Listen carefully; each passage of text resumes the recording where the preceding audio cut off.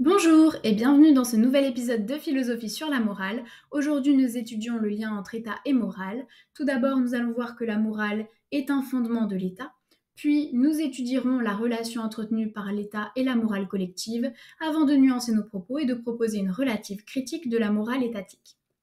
Donc c'est parti. Dans son discours sur l'origine des inégalités, Rousseau avance le fait qu'à l'état de nature, l'homme est bon, guidé par la pitié et par l'empathie.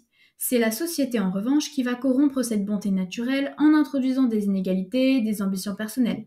Mais un État bien structuré peut rétablir l'harmonie collective.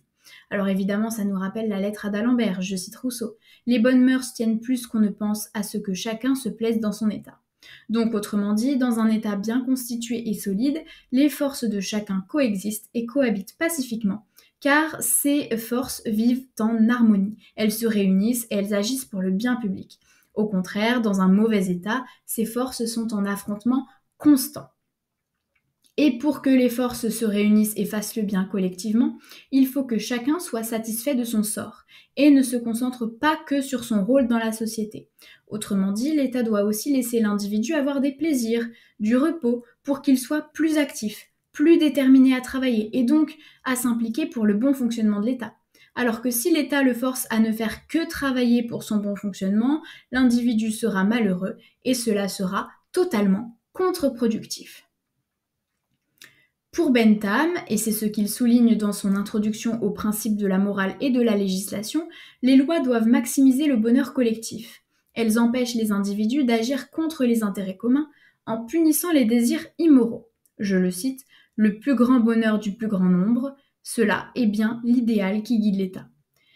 Dans son éthique à Nicomaque, Aristote montre que l'État est indispensable au développement moral des citoyens. Je le cite, l'homme est un animal politique et c'est dans la cité qu'il atteint son plein développement. Aristote aide donc les hommes, en créant des institutions justes, à réaliser leur eudémonia, c'est-à-dire leur bonheur obtenu grâce à la vertu, grâce à un comportement qui va être vertueux. Nous allons maintenant étudier le lien entre l'État et la morale collective. Diderot, dans sa réfutation suivie de l'ouvrage d'Helvétius, montre qu'un État trop paternaliste habitue les citoyens à la passivité, compromettant leur capacité à s'opposer à l'injustice. Les vertus d'un prince qui gouverne avec bonté sont donc mauvaises, car elles habituent les populations à être gouvernées ainsi. Mais le successeur du prince ne sera peut-être pas aussi bon. Et dans ce cas, cette passivité leur fait aimer quand même cet affreux personnage et leur enlève la capacité à délibérer contre lui, à s'opposer à lui. Donc les populations deviendraient esclaves et soumises au lieu de rester actives et critiques. Spinoza, dans son traité théologico-politique, écrit, je cite, « Il y aura des vices aussi longtemps qu'il y aura des hommes », puisqu'en effet, l'imperfection et le mal se trouvent en l'homme, d'où le fait que les lois préviennent les mauvaises actions des humains. Donc il va souligner l'importance des lois par rapport à la nature humaine qui est fondamentalement mauvaise.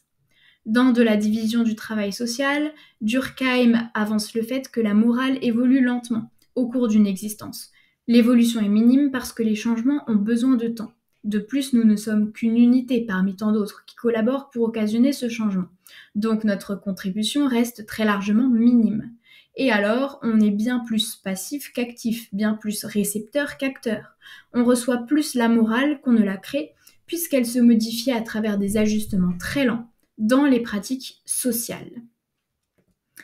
Rousseau, dans son ouvrage Émile ou de l'éducation, écrit que c'est l'histoire qui révèle les hommes véritablement, parce que dans le monde, certes, on les entend parler, mais ils ne montrent d'eux que ce qu'ils veulent que l'on voit d'eux. En revanche, leurs actions sont révélées par l'histoire, et c'est ainsi qu'on peut les juger. Les actions témoignent plus de la morale que les mots.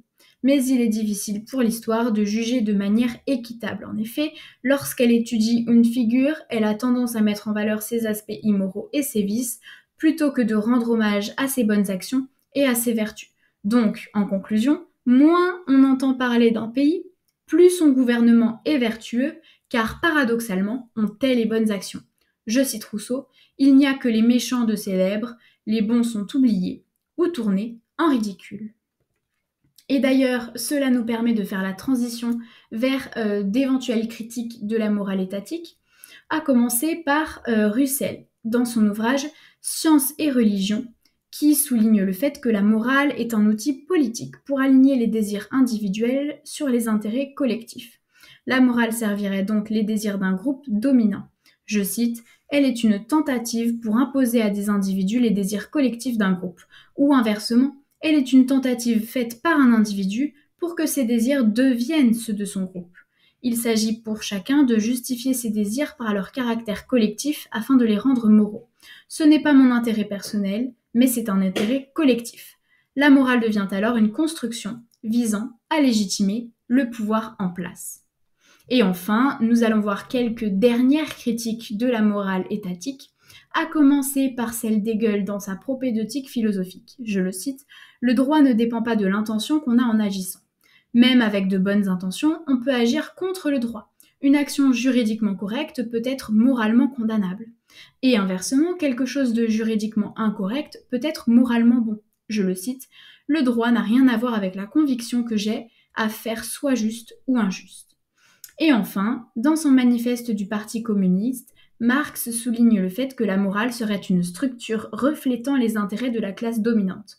Je le cite, « Les idées dominantes d'une époque ont toujours été celles de la classe dominante. » Donc en d'autres termes, l'État instrumentalise la morale pour légitimer les inégalités et donc ainsi préserver l'ordre établi. Et voilà, c'est la fin de cet épisode et je te dis à très bientôt dans de nouvelles vidéos.